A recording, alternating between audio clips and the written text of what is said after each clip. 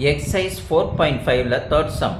Draw the triangle ABC where AB equal to 6 cm and angle B equal to 110 degree and AC equal to 9 cm and construct the centroid அப்படின்னு கேட்டிருக்காங்க.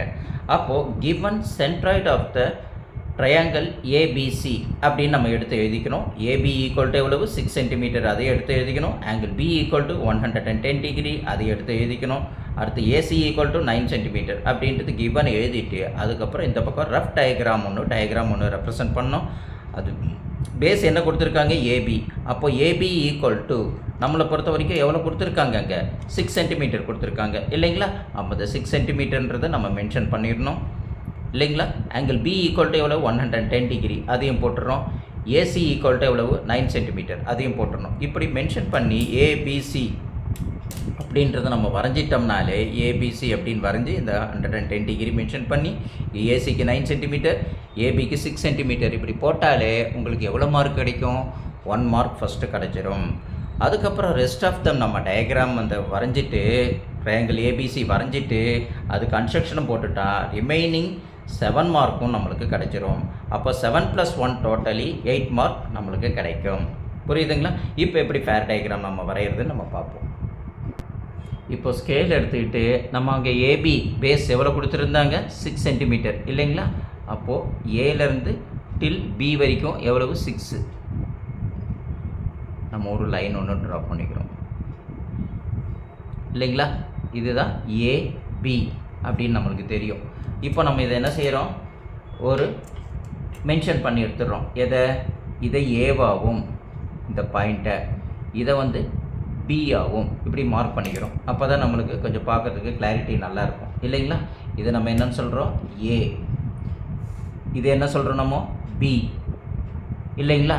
இப்போது அங்கே என்ன கேட்குறாங்க, angle B equal to 110 degree அப்படின்னு mention பண்ணியிருக்காங்க இல்லைங்களா. அப்போ 110 டிகிரி அப்படின்னு சொல்லும்போது நம்ம பியில் இந்த இந்த மிட் பாயிண்ட் இருக்குது பார்த்தீங்களா, இந்த ப்ரொடெக்டரோட மிட் பாயிண்ட் இருக்குது பாருங்கள். இதை எடுத்து இந்த பியில் நம்ம கரெக்டாக அந்த இடத்துல அந்த பாயிண்டில் கரெக்டாக வைக்கிறோம். அட் த சேம் டைம் இந்த லைன் இந்த ஏ இருக்குது பார்த்தீங்களா, அந்த லைன் கரெக்டாக இந்த 0வில் கோயின்சைட் ஆகணும். இப்படி வச்சுட்டு இப்படி லிஃப்ட் பண்ணி பாருங்கள். இந்த பாயிண்ட் கரெக்டாக இங்கே ஜாயிண்ட் ஆகுதான்னு பாருங்கள். கரெக்டாக அந்த இடத்துல ஜாயிண்ட் ஆகணும். அட் த சேம் டைம் இது 0 டிகிரியில் கரெக்டாக கோயின்சைட் ஆகி இருக்கணும். இருக்குதுங்களா. இப்போ இப்படி பார்த்துட்டிங்கன்னா அடுத்தது நம்ம என்ன செய்கிறோம், அங்கே 110. அப்போ 0 எங்கே டச் ஆகுதோ அதுலேருந்து அப்படியே கவுண்ட் பண்ணிகிட்டே வரணும். 110 கரெக்டாக நம்மளுக்கு இந்த இடத்துல மீட் ஆகும் இல்லைங்களா. இப்போ இந்த இடத்துல மீட் ஆச்சுன்னா நம்ம ஸ்கேல் வச்சுட்டு நம்ம என்ன செய்கிறோம், கரெக்டாக இந்த பியில் வச்சு நம்ம என்ன செய்கிறோம், ஒரு லைன் ஒன்று ட்ரா பண்ணுறோம். இதுதான் ஆங்கிள் 110. எவ்வளவு, 110 டிகிரி. அப்போ நம்ம இங்கே வரைஞ்சது எவ்வளவு, 6 சென்டிமீட்டர் இல்லைங்களா. 6 சென்டிமீட்டர் ரைட். இதெல்லாம் இப்போ நம்ம வரைஞ்சிட்டோம். அடுத்தது நம்ம என்ன செய்கிறோம், ஏலேருந்து ஒரு 9 சென்டிமீட்டருக்கு ஒரு ஆர்க் ஒன்று அடிக்கணும் இல்லைங்களா. அப்போ ஸ்கேல் எடுத்துக்கிறோம். திரும்பியும் ஏலேருந்து எவ்வளோ வைக்கணும், ஒரு 9 சென்டிமீட்டருக்கு கரெக்டாக நம்மளுக்கு 9 சென்டிமீட்டர் இங்கே வரும் இல்லைங்களா. அப்போ இந்த 9 சென்டிமீட்டர் இப்படி வச்சுட்டு இதை இந்த ஏலேருந்து 9 சென்டிமீட்டர் ஒரு ஆர்க்கு அந்த ஸ்ட்ரெயிட் லைனில் கட் ஆகும். அந்த கட் ஆகிற இடத்த நம்ம இப்படி மார்க் பண்ணி வச்சுக்கிறோம் இல்லைங்களா.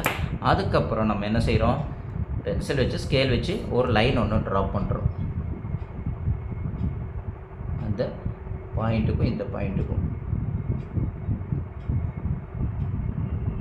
இதுதான் நம்மளுக்கு ஃபஸ்ட்டு கிடைச்சது. என்னது, ஏபிசி அப்படின்ற ஒரு ட்ரையாங்கிள் ஒன்று கிடச்சிருக்கு. இது ஏ, இது பி. இப்போ நம்ம நியூவாக வரைஞ்சது சி. இது எவ்வளவு, 9 சென்டிமீட்டர் இல்லைங்களா. இது 9 சென்டிமீட்டர். இது எங்கே மென்ஷன் பண்ணிட்டோம், அந்த 100 டிகிரி மென்ஷன் பண்ணிட்டோம். ஸோ இதெல்லாம் அப்பப்போ மென்ஷன் பண்ணிவிடுங்க. அடுத்தது நம்ம என்ன செய்யணும், எனி 2 சைட்ஸ் அவங்க கேட்டிருக்காங்க. அப்போ நம்ம எதெல்லாம் ரெண்டுத்தையும் எடுத்து பர்பண்டிகுலர் பைசெக்டர் பண்ணணும் அப்படின்னு பார்த்துக்கணும். அப்போ ஏடிசிஇயா இல்லை ஏபி பிசியா அப்படின்னு நம்ம பார்த்துக்கலாம். கொடுத்துருக்கிற ட்ரையாங்கிள் பிசியும் ஏபியும் எடுத்துக்கலாம். அப்போ ஏபி எடுத்துகிட்ருக்கோம், அடுத்து பிசி. இதுக்கு ரெண்டுக்கும் பர்பெண்டிகுலர் பைசெக்டார். பர்பெண்டிகுலர் பைசெக்டார் அப்படின்னு சொல்லும்போதே இது ஹாஃபுக்கு மேலே ஒரு ஆர்க்கு, ஹாஃபுக்கு மேலே இருக்கிற மெஷர்மெண்ட் நம்மளே எடுத்துக்கிறது தான். இங்கே ஒரு ஆர்க் ஒன்று அடிக்கிறோம், அதே மெஷர்மெண்ட்டில் கீழே என்ன செய்கிறோம், ஒரு ஆர்க் ஒன்று அடிக்கிறோம். புரியுதுங்களா? இதையே ஏல வச்சு ஒரு ஆர்க் ஒன்று அடிக்கிறோம், கீழேயும் அதேமாரி ஒரு ஆர்க் ஒன்று அடிக்கிறோம். புரியுதுங்களா? இந்த ஆர்க் அடிக்கும்போது கரெக்டாக லென்த் இல்லைன்னா அதை அட்ஜஸ்ட் பண்ணி கரெக்டாக போட்டுக்கோங்க. இப்படி வரைஞ்சிட்டிங்கன்னா நம்மளுக்கு என்னாகும், 2 பாயிண்ட் கிடைக்கும். என்னென்ன பாயிண்ட் கிடைக்கும், இந்த ஆர்க் இங்கே மீட் ஆகுது பார்த்திங்களா, இங்கே ஒரு பாயிண்ட் ஒன்று வரும் மேலே, ஏபிக்கு மேலே ஏபிக்கு கீழே. இந்த 2 பாயிண்ட்டையும் நம்ம ஸ்கேல் எடுத்து என்ன செஞ்சிடணும், ஸ்ட்ரைட்டாக ஒரு லைன் வரைஞ்சி வச்சுக்கணும். ஸோ இதுமாரி ஒரு லைன் ஒன்று வரைஞ்சிடணும். அந்த லைன் எப்படி இருக்கணும், டாட்டட் லைனாக வரையணும். அதை முதல்ல மறந்துடக்கூடாது. ஏன்னா நமக்கு அடுத்து வரக்கூடிய லைனோட அதை கன்ஃபியூஸ் ஆகாமல் இருக்கணும். அப்படின்றதுனால தான் அதை என்ன செய்கிறோம், நம்ம டாட்டட் லைனில் அதை வரைய சொல்லியிருக்காங்க. அந்த perpendicular bisector to B drawn in a dotted line. Okay, ஏபிக்கு பர்பெண்டிகுலர் பைசெக்டர் நம்ம வரைஞ்சிட்டோம். அந்த இடத்துல ஒரு பாயிண்ட் ஒன்று கிடைக்கிது. அந்த மிட் பாயிண்ட்டுக்கு பேர் தான் நம்ம என்ன சொல்கிறோம், இந்த இடம் இல்லைங்களா. இந்த இடத்த நம்ம என்னன்னு மென்ஷன் பண்ணுறோம், இ அப்படின்னு நம்ம மென்ஷன் பண்ணிக்கிறோம். புரியுது இல்லைங்களா?